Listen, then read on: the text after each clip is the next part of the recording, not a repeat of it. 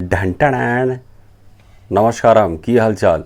स्वागत है आप सभी का लाइट के नेक्स्ट चैप्टर ह्यूमन आई में।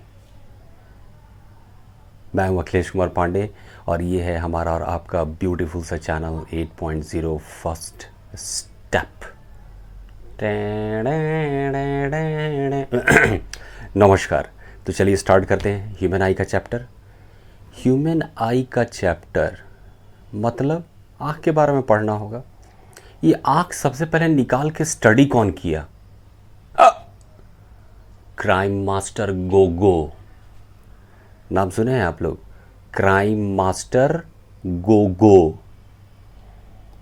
उसका डायलॉग याद है? I am crime master Gogo, I will pluck your eye and play marble with them. मतलब अर्थात कि क्राइम मास्टर, मेरा नाम है क्राइम मास्टर गोगो, मैं आंखें निकाल के गोटियां खेलता हूँ। तो चलिए ह्यूमन आई स्टार्ट करते हैं इसी मज़ेदार बात के साथ। ह्यूमन आई की बात। तो ह्यूमन आई बनाने से पहले आप लोग अपने बुक में एक अजीब टाइप का फ़ोटो देखे होंगे जो किसी भी लिहाज से नहीं लगता कि हमारा आँख है। आखिर वो है क्या? वो कुछ नहीं है, आपकी आँख को ऐसे निकाला गया है। किसने निकाला? Crime master Gogo, I will pluck your eye and play marble with them.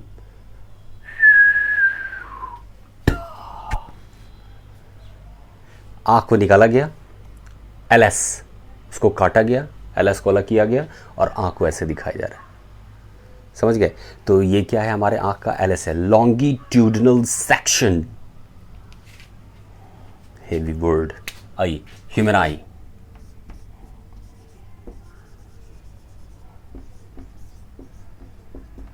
और ह्यूमन आई का क्या बनाएंगे? एलएस। कैसे बनाएंगे? आइए ज़रा गौर फरमाइए। गोल कैसे करेंगे? वो आजकल नहीं चला, बड़ी फेमस चला स्टाइल वो गोल करे वाला। कैसे? यस। चलिए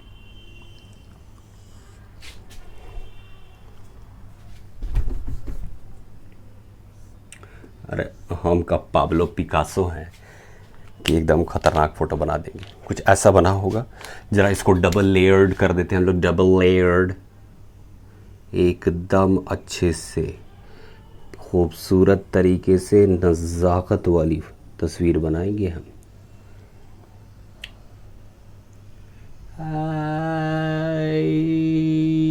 या चलिए मिला जुला के कुछ ठीक ठाक फोटो बन चुका है। अब ज़रा इसके अंदर का सामान। सबसे पहले एक लीफी स्ट्रक्चर बनाएंगे। Leafy structure, what we called leafy structure. उसके बाद है हमारा खूबसूरत सा लेंस। आहा, ये लेंस कनेक्टेड है fibrous fiber like a structure, what we call ciliary muscles. चलिए खत्म, बस अब नाम लिखना है। मेरे साथ पहले ये फोटो बना लीजिए आप कंपास का यूज करके। ठीक, कॉपी पेन तो निकाल लिए होंगे आई होप। चलिए सबसे पहला ये कौन सा पार्ट है भाई? कौन सा पार्ट है भाई? मेरे साथ लिखिएगा। इसको बोलते हैं कॉर्निया। कॉर्निया हमारे वाइट वाले पार्ट में ये से इधर आइए, ये ब्लैक वाला जो स्टार्ट, जो ब्लैक बड़ा सा दिखता है, कॉर्निया। उसके बाद ये आपका ये वाला इलाका, ये जो दिख रहा है इरिस, आइरिस। ठीक, ये जो गैप दिख रहा है प्यूपिल, प्यूपिल। ठीक, ये क्या दिख रहा है? आइलैंड्स। ओ ओ ओ आइलैंड्स। ये आपका क्या है? ये वाला सिलियरी मसल्स।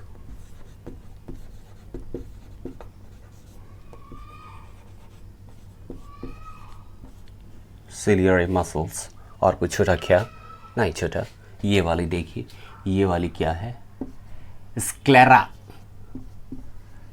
स्क्लेरा, अरे हमारा आँख का वाइट वाला पोर्शन, स्क्लेरा, वाइट वाला स्क्लेरा। उसके बाद जो ब्लैक स्टार्ट होता है कॉर्निया, कॉर्निया के अंदर जो कलरफुल पार्ट होता है आइरिस, आइरिस के अंदर एक और ब्लैक स्पॉट है प्यूपिल। ठीक, ये आपका रेटिना, और यहां से पास होता है ढेर सारा, इसको बोलते हैं ऑप्टिक नर्व। सर ये ऑप्टिक नर्व का क्या आवश्यकता है? ऑप्टिक नर्व आप आंख से देख लिए, अब आप समझिएगा कैसे कि कौन हमारे लिए हानिकारक है और कौन हमारे लिए लाभदायक है, which one is significant and which one is not significant. मतलब सिंपल सा डॉगी और लॉयन में डिफरेंशिएट करने के लिए समझिएगा। आप देख लिए, आपके सामने शेर नाम का कोई जानवर आ रहा है, आप जानते नहीं है शेर है, उसको देखिए, इसको बोले हेलो, ये हेलो बोला उगेलो, समझ रहे बात? तो दिमाग देख के बताता है, इंटरप्रेट करता है वो कि भाई जो सामने दिख रहा है वो कैसा है, आपके हिसाब से काम करता है, आपके खिलाफ है, आपका दोस्त है, आपका दुश्मन है, ये सब दिमाग रिकॉर्ड करके रखता है। तो जो भी हम देखते हैं वो दिमाग तक मैसेज जाएगा कैसे? एक वायरिंग है, एक वायर है जिसे बोलते हैं नर्व, विशेष कंट्रोल एंड कोऑर्डिनेशन में। ओके, उसके बाद ये वाला पोर्शन हमारा ब्लाइंड स्पॉट, ब्लाइंड स्पॉट, ऐसा समझ सकते हैं कि ब्लाइंड स्पॉट वो इलाका है जहां से ऑप्टिक नर्व निकलता होगा। ठीक, उसके बाद यहां पे एक लिक्विड भरा रहता है, इस लिक्विड को बोलते हैं विट्रियस ह्यूमर। क्या बोलते हैं? Vitreous humour.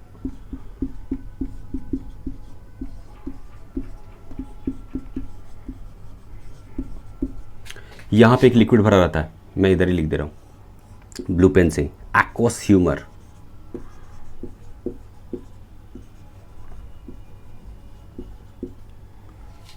एक्वस ह्यूमर, वाव, जबरदस्त, कैसा लग रहा है? खूबसूरत लग रहा है। अच्छा मैं हट जा रहा हूं सामने से, सॉरी, आई एम सॉरी। आई जरा, ये है हमारा ह्यूमन आई। ठीक, नॉर्मल एलएस है ह्यूमन आई का। सबसे पहले क्या दिखता है बच्चा? कॉर्निया, कॉर्निया यानी कि वो ब्लैक वाला पार्ट। आइरिस, आइरिस का काम क्या है? प्यूपिल के साइज को बड़ा या छोटा करना।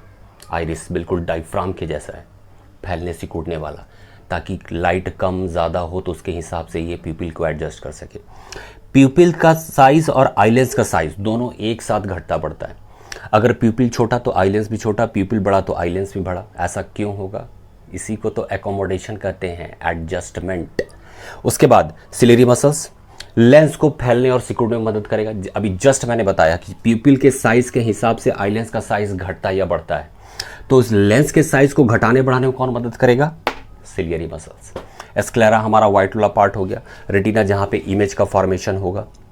ब्लाइंड स्पॉट ऐसा समझ सकते हैं कि जिस इलाके से ऑप्टिक नर्व निकलेगा। ऑप्टिक नर्व जो भी आप देखें हैं वो फाइनली इंटरप्रेट कहाँ से समझेगा? वो ब्रेन तक जाना चाहिए मैसेज।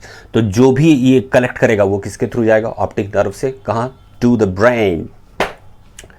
ठीक, और ये आइलेंस हो गया सारा, तो देख लिया हमने, वेरी गुड। इसके अंदर लिक्विड भरा रहता है, एक्वस ह्यूमर, यहाँ पे विट्रियस ह्यूमर। अरे सर दूधू वो लिक्विड है, आप तो बोले थे कि आँख से ही आँख में रिफ्लेक्शन होता है। कम बखत, ये तो ठीक उल्टा जा रहा है। ये तो वही वाला गाना हो गया, नैनों की मत मानियो और नैनों की मत सुनियो, नैना ठग लेंगे। नैना ठग लेंगे, सही में ठगा रहे हैं आप। अंदर में तो रिफ्रैक्शन का कार्यक्रम चल रहा है, लेकिन पढ़ते क्या हम लोग? रिफ्लेक्शन। आंख में रिफ्लेक्शन होता है, लाइट टकरा के आंख में आती फिर वापस जाती है। समझदार हैं आप, देख लीजिए। समझ के बाद कुछ और बेसिक बातें, बहुत कुछ बेसिक बातें और बहुत बेसिक बातें करेंगे। पहले इतना सारा नोट करिए, नाम वाम सारा। उसके बाद कुछ पार्ट को मैं हटाता हूँ ताकि कुछ आपको समझाना है, क्योंकि यहाँ पे लेंस है। लेंस का फार्मूला तो आप लोग जानिए गए होंगे। लेंस का फार्मूला, वो लेंस का फार्मूला और मैग्नीफिकेशन का फार्मूला मैंने नहीं बताया था, क्योंकि लेंस के फार्मूला में 1/v - 1/u = 1/f। मैग्नीफिकेशन में m = h' / h = v/u। कोई माइनस प्लस का लफड़ा नहीं है। ध्यान से सुनिए, मैग्निफिकेशन में m equal to H dash by H equal to V by U, कोई माइनस प्लस का टेंशन ही नहीं। लेंस फार्मूला में 1 by V minus 1 by U equal to 1 by F, ये लेंस फार्मूला था। और मैग्निफिकेशन के बारे में और कुछ जाना है तो आप रिफ्लेक्शन में मैग्निफिकेशन मैंने पढ़ाया है, ठीक है, वहाँ जाके देखे, थंबनेल में लिखा हुआ है मैग्निफिकेशन का, यहाँ है क्लैरिफिकेशन। ठीक, चलिए नोट करिए इसको। आई होप आपने ये इसका स्क्रीनशॉट ले लिया होगा। ओके, मैं इसे मिटाता हूँ अब, ज़रा ध्यान से देखें। बहुत बड़ा लंबा वीडियो नहीं होगा, छोटा छोटा वीडियो बनाएंगे अब, बहुत लंबी वीडियोस नहीं, ताकि मेरा बच्चा लोग बोलता अरे वीडियो देते हम सूत जाते हैं। अरे सूत जाइएगा तो कैसे काम हो। चलिए ज़रा ये सब हटा रहे हैं, बस ये ज़रा सा ये रेटिना है हमारा, ये ब्लाइंड स्पॉट है, ये सबको ताकि मुझे कुछ समझाना है यहाँ पे। वो लेंस फार्मूला हम लगा के यहाँ पे देखेंगे ज़रा क्या क्या है। देखिए लेंस का फार्मूला क्या बोलता है, 1 by V minus 1 by U equal to 1 by F focal length. ठीक, इमेज डिस्टेंस, इमेज कहाँ बनेगा, स्क्रीन कौन सा है, रेटिना तो स्क्रीन था आपका, यानी कि ये आपका रेटिना है। ये पक्का है कि ये हमारा लेंस है तो ऑप्टिकल सेंटर होगा ही। यहाँ से यहाँ तक का डिस्टेंस जो है ये हमारा क्या है, फोकल लेंथ। ठीक, क्योंकि यहाँ पे क्यों कौन था, रेटिना। ये किधर से डिस्टेंस मेजर करना है, फ्रॉम ऑप्टिकल सेंटर, वो नहीं देखना है, ये मैं बता रहा हूँ यूज करके कि फोकल लेंथ क्या है एक्चुअली हमारा, रेटिना। अब उसके बाद आते हैं जरा, ये देखिए इमेज डिस्टेंस, फोकल लेंथ यही हमारा, इमेज डिस्टेंस भी क्या होगा, यही वाला होगा हमारा, रेटिना के बीच का, ऑप्टिकल सेंटर और रेटिना के बीच का। तो ये हमारा फोकल लेंथ भी है और यही हमारा वी भी है। सर फोकल लेंथ और भी एक एक कर दिए, दो रिफ्रैक्टेड रे आपस में आके मिलेगा, कहाँ मिलेगा, रेटिना के पास मिलेगा। जब आपस में आके मिलेगा तो वहीं पे क्या फॉर्मेशन होगा, इमेज का फॉर्मेशन होगा। ठीक, और वही इमेज का डिस्टेंस कि क्या बोलते हैं हम लोग, वी। तो यानी कि ये वी हमेशा क्या रहेगा, कांस्टेंट, वी हमेशा कांस्टेंट, क्योंकि डिस्टेंस फिक्स है। कहाँ से कहाँ तक का, आई लेंस से eye lens to retina, constant, ये हमेशा फिक्स। अगर ये हमारा वी इमेज डिस्टेंस अगर गड़बड़ हो रहा है, ठीक, गड़बड़ हो रहा है, तो इसका मतलब हमारे में डिफेक्ट ऑफ विजन आ गया। फोकल ने देख लिया यू, अच्छा इसको ऐसा करते हैं, इसको जरा मैं अच्छे से अरेंज करके लिख देता हूँ। फोकल लेंथ तो समझ गए, फोकल लेंथ क्या था, फोकस इधर ही होगा, टेंशन नहीं लेना है। वो दो रेज, अभी इसके बाद जो एक फ़ोटो बनाऊंगा मैं, वो आपको समझ में आ जाएगा कि दो रिफ्रैक्टेड रे आपस में आके वहीं रेटिना के पास मिलेंगे, वहीं भी इमेज का फॉर्मेशन होगा, स्क्रीन पे ही मिलेगा हमको। तो फोकल लेंथ भी वही होगा हमारा, इमेज भी यही हमको ऑब्टेन हो रहा है, तो वी यानी कि इमेज डिस्टेंस जो कि कांस्टेंट होगा। तो आइए ज़रा एक एक करके कंपोनेंट के बारे में पढ़ेंगे हम लोग। तो ये जो था हमारा 1 बाई भी, तो भी हमारा क्या है, कांस्टेंट, भी कांस्टेंट, इमेज डिस्टेंस कांस्टेंट। अगर ये कांस्टेंट नहीं हो पा रहा है, यानी कि फोकल लेंथ भी चेंज कर रहा है, यानी कि हमारे आंख में क्या आ रहा है, गड़बड़ी हो रही है। ठीक, अगर ये कांस्टेंट नहीं है तो उसके बाद फोकल लेंथ, ये भी देख लिया हमने, फोकल लेंथ सेम डिस्टेंस, ठीक है, क्या चीज़ डिस्टेंस में, ऑप्टिकल सेंटर से जहाँ तक रेटिना था वही, इस लिखने की ज़रूरत ही नहीं। अच्छा, अब आई यू, ऑब्जेक्ट डिस्टेंस क्या होगा, ऑब्जेक्ट डिस्टेंस 2 होता है। ऑब्जेक्ट डिस्टेंस, सबसे पहला ऑब्जेक्ट डिस्टेंस जिसको बोलेंगे, ए में लिख दे रहे हैं हम, फार पॉइंट, और बी में नियर पॉइंट, ये ऑब्जेक्ट डिस्टेंस है। ठीक, कि आंख के सामने ऑब्जेक्ट कहाँ रखा रहेगा, या तो फार पॉइंट पे या नियर पॉइंट में। इसी रेंज को क्या बोलते हैं, इसी रेंज को रेंज ऑफ विजन, इसी फार पॉइंट, मैं ऐसे लिख रहा हूँ, फार पॉइंट और नियर पॉइंट। ठीक, उल्टा लिख दिया क्या, कम से ज़्यादा, near point two far point. इसी रेंज को क्या बोलते हैं, इसी रेंज को हम बोलते हैं, किधर लिखता हूँ, रेंज ऑफ विजन। डेफिनेशन में लिखाएंगे, टेंशन मत लीजिए। पहले ये जनरल बातें जो थी वो मैंने बता दिया आपको कि भी हमेशा क्या रहेगा, कांस्टेंट रहेगा। हमेशा इमेज कहाँ बनेगा, रेटिना पे। अगर नहीं बन रहा है तो यानी कि गड़बड़ी चालू, defect of vision. You object distance, object कहाँ कहाँ रख सकते हैं, फार पॉइंट पे, नियर पॉइंट पे। और नियर पॉइंट से फार पॉइंट तक के रेंज को क्या बोलते हैं, रेंज ऑफ विजन। ठीक, देखने का रेंज कहाँ से कहाँ तक देख सकते हैं, साफ साफ देखने का। तो यहाँ से हम हिमालय तक देख दें, हिमालय तक दिखेगा सर। ये तो डिपेंड करेगा हमारे और हिमालय के बीच में एटमॉस्फेयर पे। समझ गए, चलिए हो गया, बहुत बातचीत नहीं, फटाफट काम खत्म करेंगे। चलिए जरा, ये स्क्रीनशॉट आपने ले लिया होगा, वेरी गुड। चलिए ज़रा अब एक चीज़ ज़रा गौर करिएगा आप। आपके एनसीईआरटी बुक में दो अलग अलग तरह के फ़ोटोज़ बने हुए हैं, दो अलग अलग तरह के फ़ोटोज़। उन फ़ोटोज़ को मैं ज़रा समझा दूँ, ज़रा देखिए ज़रा ध्यान से। एक फ़ोटो बना होगा ऐसा वाला,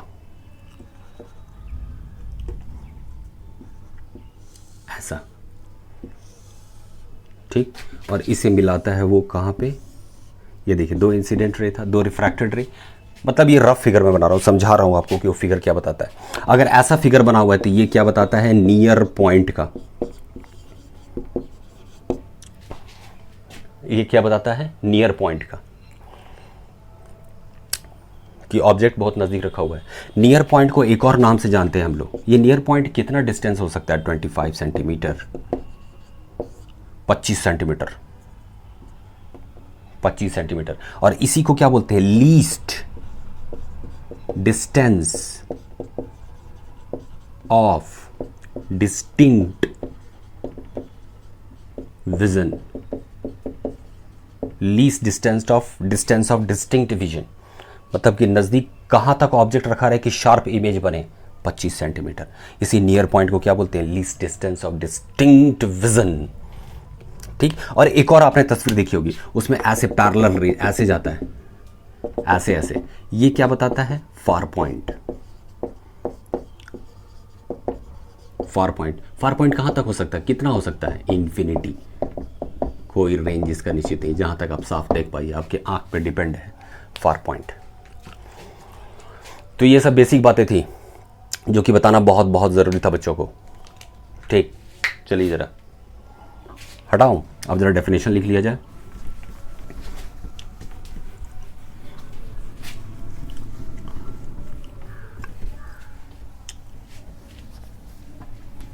चलिए कॉपी में लिखिए, near point,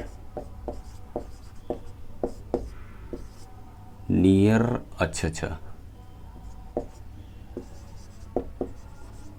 near point, near point का डेफिनेशन लिखिए, कॉपी में लिखिए, नियर पॉइंट। नियर पॉइंट क्या होता है भाई हमारा, नियर पॉइंट, फटाफट लिखिए, the minimum distance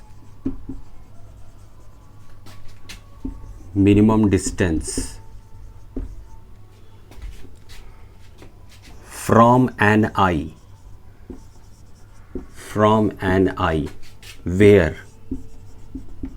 object is placed so that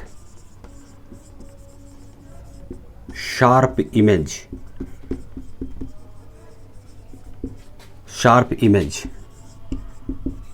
will be obtained। एकदम simple definition. The minimum distance from an eye, आंख से वो मिनिमम दूरी जहां पे ऑब्जेक्ट रखा हुआ हो, ताकि शार्प इमेज हमारे आंख पे बन सके, शार्प इमेज ऑब्टेन हो सके। Sharp image will be obtained, sharp image मिल सके। ये नियर पॉइंट का है। फार पॉइंट का क्या करता है, बस the maximum distance, same definition, बस मैक्सिमम डिस्टेंस कर देंगे। और इसी को क्या बोलते हैं, least distance of distinct vision, साफ साफ देखने की सबसे कम दूरी। बेबीज में कितना होता है, 7 सेंटीमीटर। चलिए फटाक से, near point, the minimum distance from an eye where object is placed so that sharp image will be obtained. ये नियर पॉइंट। नेक्स्ट क्या करिएगा, फार पॉइंट लिखिएगा, फार पॉइंट सेम, बस ये मिनिमम को हटा के क्या कर देना है, maximum distance, maximum distance, far point में मैक्सिमम डिस्टेंस, फार पॉइंट में मैक्सिमम डिस्टेंस, बस। चलिए मैं बिठाता हूँ इसे अब।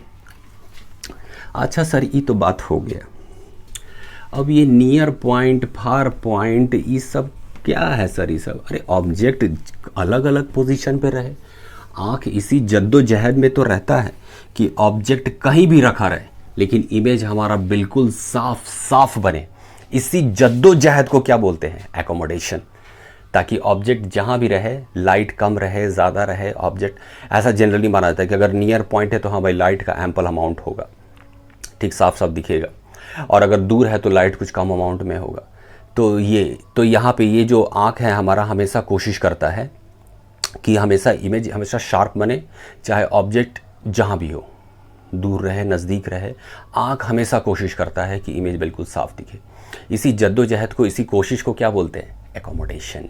एकोमोडेशन, एकोमोडेशन की एकोमोडेशन आचे। अब एक वाकया आप ज़रा गौर फरमाएं। इमेजिन करिए कि आप सिनेमा हॉल में बैठे हुए हैं, पहले ही बैठ गया, कुछ लोग आ रहे हैं बेचारे अजीब टाइप की हरकत करते हुए, ऐसे ऐसे ऐसे ऐसे देखते देखते आ रहे हैं, लेकिन कुछ देर बाद वही जब बैठ जाते हैं तो बिल्कुल उनको साफ साफ दिखने लगता है। यानी कि जब ज़्यादा लाइट से कम लाइट में आए तो थोड़ा सा देर लगा आँख को एडजस्ट करने में, ताकि वो साफ साफ चीज़ों को कम लाइट होने के बावजूद भी दिखा सके। इसी को क्या बोलते हैं, एकोमोडेशन बच्चा। तो सर इसका क्या सलूशन है, एकदम सलूशन है। जब भी आपको ज़्यादा लाइट से कम लाइट में जाना हो, आप क्या करिए, जैसे ही आपको लगे दहलीज आ गया कि हाँ उधर कम लाइट है, आप आँख को बंद करिए और उस कम लाइट वाले रूम में इंटर करिए, उसके बाद आँख खोलिए, आपको बिल्कुल साफ साफ दिखेगा। आप कोशिश करके देखिए एक बार, ठीक। तो ये एकोमोडेशन था।